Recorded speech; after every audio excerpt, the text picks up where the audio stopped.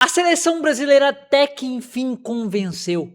Vamos resumir esse jogo entre Brasil contra Escócia. A gente vai falar, obviamente, aqui primeiro do primeiro tempo. Então vamos para essa parada aqui que foi excepcional. E a gente já começa aqui de cara com as escalações, né? A gente começa com a escalação da Escócia, que a gente tem o Gunn, Robertson, que é um grande lateral, só que já tá velho, né? Enfim, fazer o quê?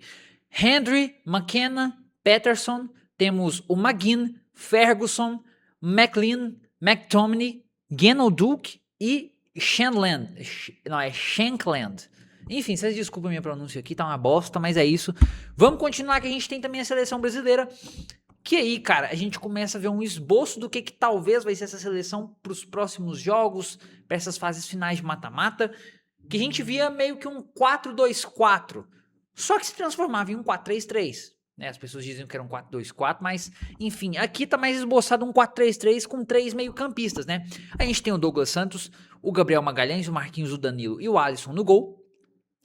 A trinca de meio campo com Paquetá, Casemiro e Bruno Guimarães que jogou muita bola, inclusive também o Casemiro. Vini Júnior, rapaz, esse aqui tá chamando protagonismo. Matheus Cunha e Ryan, que merecia muito estar sendo titular.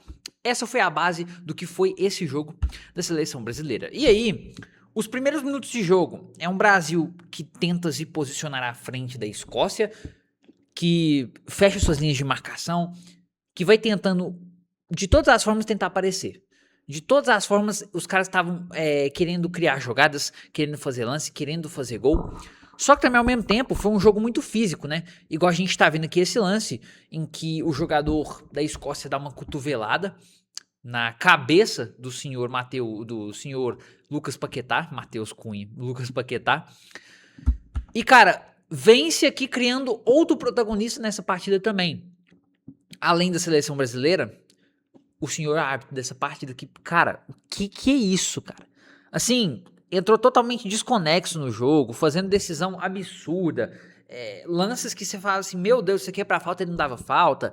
É um árbitro muito ruim mesmo, e sem critério algum, tá? Pra mim, esse jogo foi muito determinado também por conta dessa arbitragem, que foi horrível dentro dos campos, e principalmente teve esse lance aqui do Ryan, né, foi uma disputa de cabeça, lance de choque, que acho que não era tanto pra falta não, o juiz não deu falta, mas enfim, isso aqui a gente tem que discutir muito não.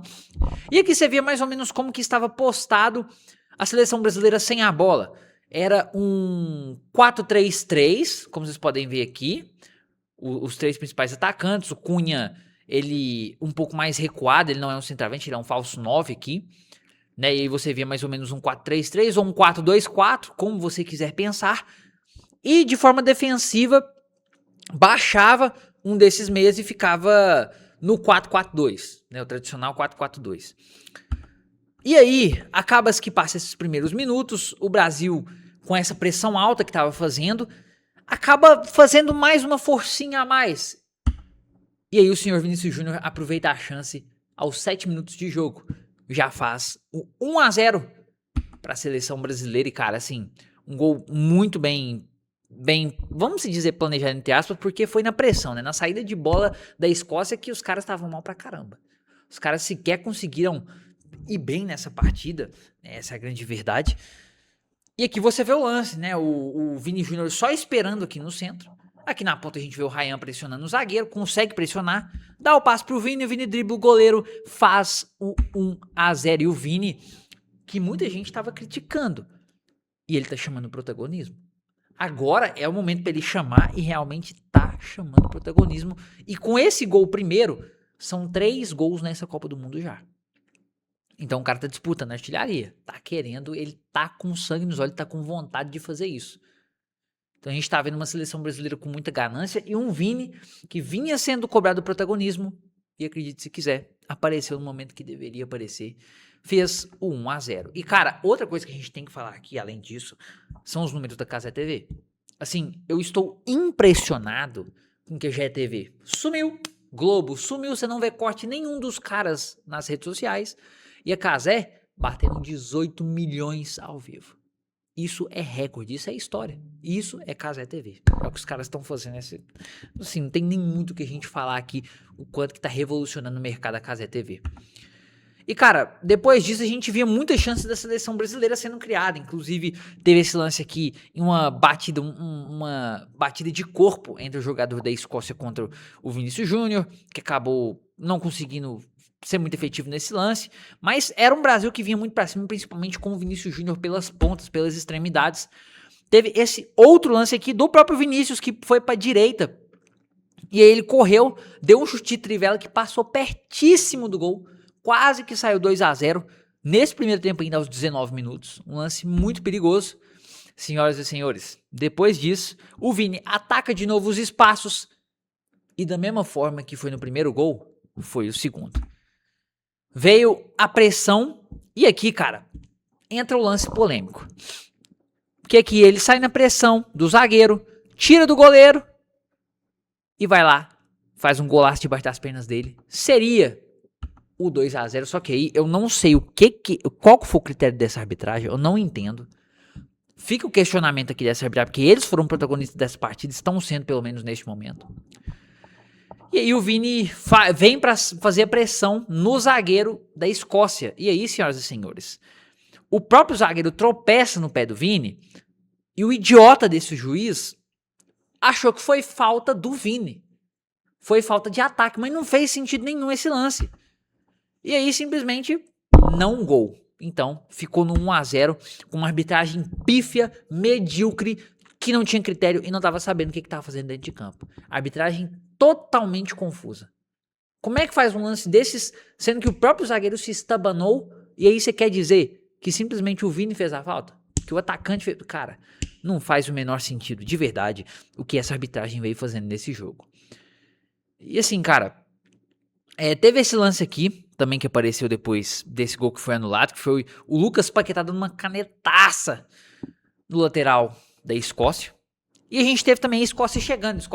Geralmente, a Escócia ela chega muito por bolas aéreas, então escanteio, cruzamento, mas estava conseguindo chegar pouco. E teve esse chute aqui do camisa 19 que acabou resvalando no senhor Casemiro, e aí a bola acabou indo para fora. E aí, senhoras e senhores, tivemos mais lances, obviamente. E esse lance aqui em específico foi um lance muito polêmico de ataque da seleção brasileira. Que foi o quê? O Ryan pega, dribla o senhor Robertson, e aí a bola, ela fica meio que parada aqui, e o zagueiro da Escócia tira pra fora. Notoriamente isso aconteceu. Você vê isso na partida, está na transmissão. O juiz dá tiro de meta. Cara, o que esse cara tem na cabeça? Que arbitragem terrível. Ele foi o protagonista dessa partida. Está sendo, pelo menos, mesmo com a vitória do Brasil, ele está sendo protagonista. Como é que o cara me mete uma dessa? Chuta pra fora, o zagueiro da Escócia e tiro de meta? Enfim, fica o questionamento aí da arbitragem da Copa do Mundo. E aí a gente teve o Ryan de novo puxando o protagonismo, tentando criar chances, quase conseguindo fazer gol. Teve também o senhor Matheus Cunha que finalizou, mas passou perto. Passou bem perto. Essa bola que foi uma curva que fez e quase foi pro gol. E teve um lance no finalzinho do primeiro tempo também, que quase a seleção brasileira faz o 2-0. E aí foi um lance, deu um embrolho aqui entre os zagueiros, o Matheus Cunha chuta e os zagueiros conseguem tirar esse lance. E um Brasil que estava querendo muito ampliar esse placar justamente para ficar em primeiro colocado, para ter vantagem de gol. E não só isso, para conseguir ter um confronto agora. Disseram essa notícia, tá? Eu acho que é mentira isso aqui, mas o Neymar disse que queria entrar justamente para fazer com que os brasileiros tivessem folga na segunda-feira, para ele fazer gol. Eu entendi, Neymar, seu sentido. Você quer se redimir com o brasileiro. Eu sei, Neymar, eu sei, cara. E aí, meus amigos, sai o 2-0 ainda no finalzinho, nos acréscimos do segundo tempo.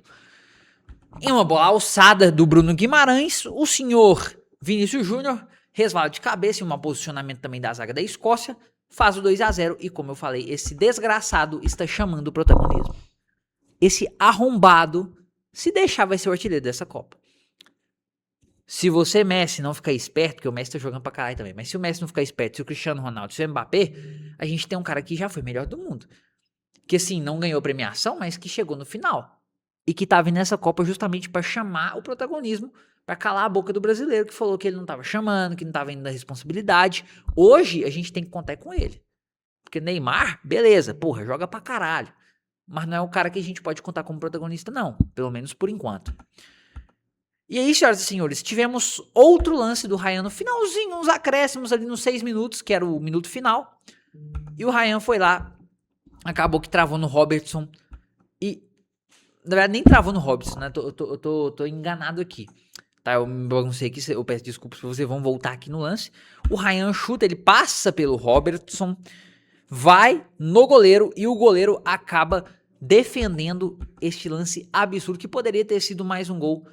Um lance cara a cara que o Ryan teve e quase foi gol da seleção brasileira de novo. Poderia ter sido 3-0. E o Ryan também, que é um dos jogadores que tá chamando o protagonismo na seleção brasileira. Meu amigo, o que este Ryan está jogando de bola também é brincadeira. Substituto perfeito pro Rafinha. Rafinha não tá fazendo porcaria nenhuma. E eu que sou fã do Rafinha, defendo muito ele. Mas tá passando por momentos difíceis. Enfim, vamos ver o que vai dar agora no segundo tempo. Já eu falo a parada toda pra vocês, tá bom? Senhoras e senhores, e o segundo tempo foi muito melhor que o primeiro tempo, pelo menos eu achei, tá? E aqui a gente já teve de cara o lance da Escócia, né?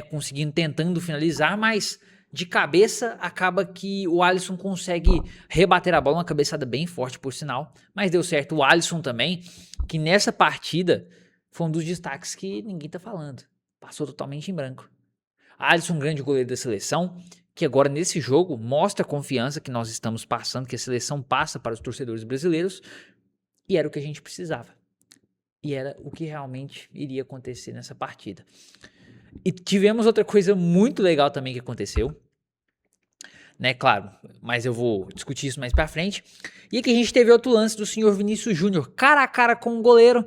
Adivinha, meus amigos? Simplesmente o goleirão consegue fazer uma defesa absurda em um lançamento feito. Do jeito que ele gosta de correr nas costas do defensor, ele parte pra cima, vai em cima do goleiro, acaba que a bola bate na perna. E assim, cara, é o que eu falei, o Vini tá destruindo nessa partida, cara. Destruiu nessa partida.